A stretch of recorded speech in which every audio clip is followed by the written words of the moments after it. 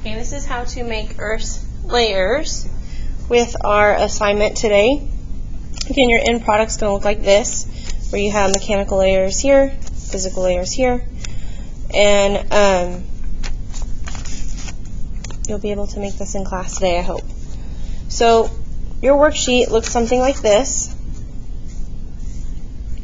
You have column A right here is the thickness, and then column B is the radius of the layer. So we're going to find the scale thickness, and we're going to find the radius of the layers is not provided. So remember, a radius is half from the center out is your radius on a circle.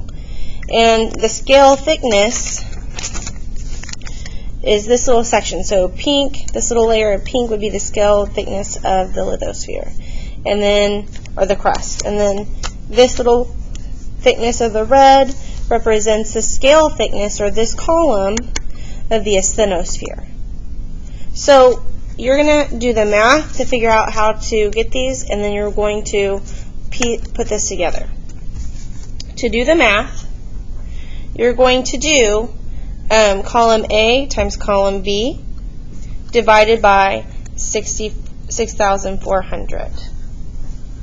So let me show you what that's going to look like. So column A is your thickness, this level right here, it's given to you.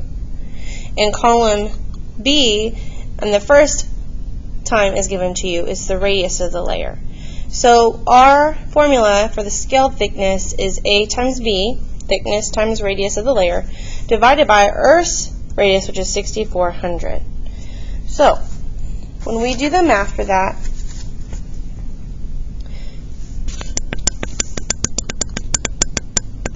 it should look something like this, and you can tell I've already found on my paper the answer. So if I do 300 times 10.5 divided by 6,400, I'm going to take my calculator and do 300 times 10.5, 300 times 10.5 equals, divided by 6,400, and I get 0.49. So we're going to round to the nearest tenth spot. Since it's a 9, I round up to 0.5, which is my answer here. Then I need to figure out what my radius of the next layer is. So the way I do that is I take the number above, so I'm finding this column right here. So I take 10.5 minus the number next to it, which I've drawn an arrow here to show you. So 10.5 minus 0.5, and I get 10. So for the next layer, just to keep showing you how this works, I would take my thickness, so this is column A. Column A is 250 times column B, which is 10, divided by 6,400 equals. I take my calculator, I do 250 times 10 divided by 6,400, and I get 0.39, or 0.4, which I'll put here. Then again, I need to find the next radius, so I take 10, subtract 0.4, and I get 9.6, and you keep going with your math. Now, once you have all your columns filled out for both the 5-layer set and core mantle crust set, you will create your circles. So the way that we do that is we use a compass. The compass looks like this. It's a pretty nifty little thing we got from math.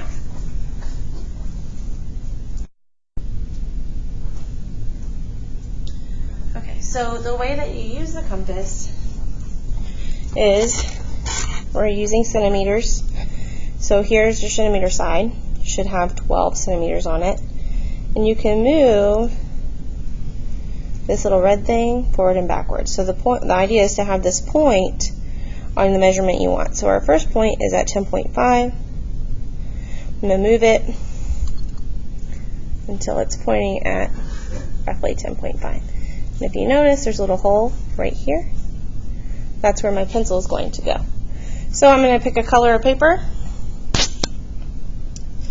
I'm going to make sure that, if you're in Mr. Parks' class, by the way, you're going to be using black for the first one. So I'm going to this is my finger, where my finger goes is in the center. So I'm going to make sure that this little red dot has room to go all the way around, using as much space as possible. Trying to conserve space on the paper. So what I do from here, I make sure that I'm going to be able to cover everything. I take my pencil, stick it in the hole, and it draws a circle.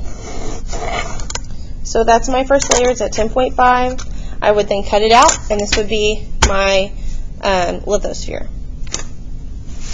You would do this the same way with your next layers in different colors. Make sure that you don't use the same color for your layers. So there's enough different colors of paper to use a different color for your lithosphere, asthenosphere, mesosphere, outer core, inner core, as well as your mantle and crust. So when you get to the point where you're building your mantle and your crust, you can fold it in half and glue it on this side, or you can go ahead and glue it on the back and make circles if you're in Miss Page's class. If you're in Mr. Parks' class, go ahead and cut it in half and share with a neighbor for these two. And get it glued and get it turned in. It's easiest to line it up if you first fold your circle in half. That's why mine's folded. Then you know at least where the center line is, and you can line up the two together on the center line and then glue them together.